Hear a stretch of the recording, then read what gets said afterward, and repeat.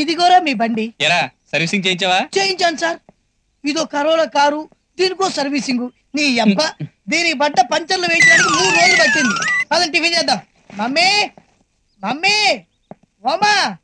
అబ్బా ఏమిట్రా హడావుడి? అరే శ్యామ్, శివ మీరెప్పుడు వచ్చారు? అవన్నీ తర్వాత ఆకలి ముందు టిఫిన్ పెట్టాలి. మీరు కూర్చోండి. తినడం బెటర్. వీడు చాలా అదృష్టవంతుడురా. ఆ లెవెల్ చూడు.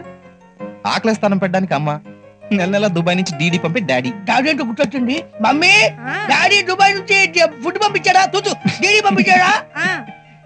మా డాడీ తోటి ఒకటే ఉపయోగం రా. మీరు ప్లేట్లు పెట్టుకోండి. ఏడ్చావులే. ఏంటి అలా హార్లిక్స్ తింటున్నా? ఆకలి మమ్మీ. పొద్దున్న నుంచి కాలేజీలో ఎంత కష్టపడ్డాను తెలుసా?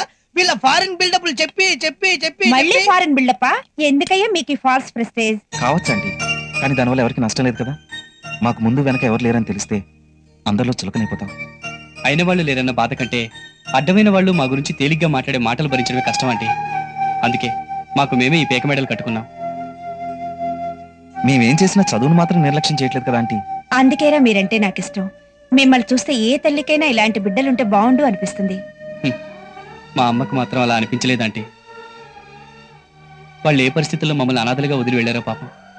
అనాథాశ్రమంలో మా మాస్టారు కుమాతా నా భవతి అని శ్లోకం చెప్పేవారు. ఈ ప్రపంచంలో చెడ్డ తండ్రి ఉండొచ్చు, చెడ్డ కొడుకు ఉండొచ్చు, కానీ చెడ్డ తల్లి మాత్రం ఉండదట. ఉంటుందిరా. వీధి కుక్కల పిల్లల్ని కానీ రోడ్డు మీద పడేసి వెళ్లేది చెడ్డ తల్లి కాక మరే అవుతుంది. నాకు కానీ ఆ మహాతల్లి కనిపిస్తే ముక్కలు ముక్కల కింద నరికేస్తాను. శివ, ఇంకేం మాట్లాడుకో. అమ్మన్న అమ్మ ఊసన్న నాకు పరమ అసహ్యం.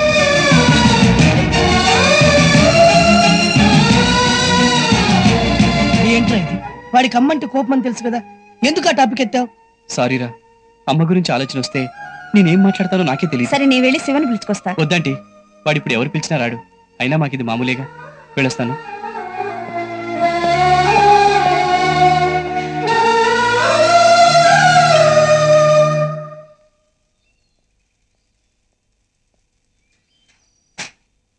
సారీరా, అనవసరంగా అమ్మ గురించి మాట్లాడి నిన్ను బాధ పెట్టాను.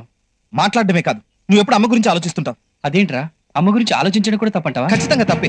మన బతికేమో చచ్చామని చూడకుండా మనల్ని గాలికి వదిలేసిన ఆ మహాతల్లుల గురించి ఇంకా ఏంటో ఆలోచించేది. మన కాలికి దెబ్బ తగిలి ఆ బాధలో అమ్మ అన్న మరుక్షణం మనకు అమ్మ లేదని నిజం గుర్తొచ్చి ఎంత కుమిలి కుమిలి ఏడ్చామో మర్చిపోయావా? రే, ఎక్కడో ఉన్న అమ్మ కంటే పక్కనే ఉన్న నువ్వు సంతోషంగా ఉండడం వేరే నాకు ముఖ్యం.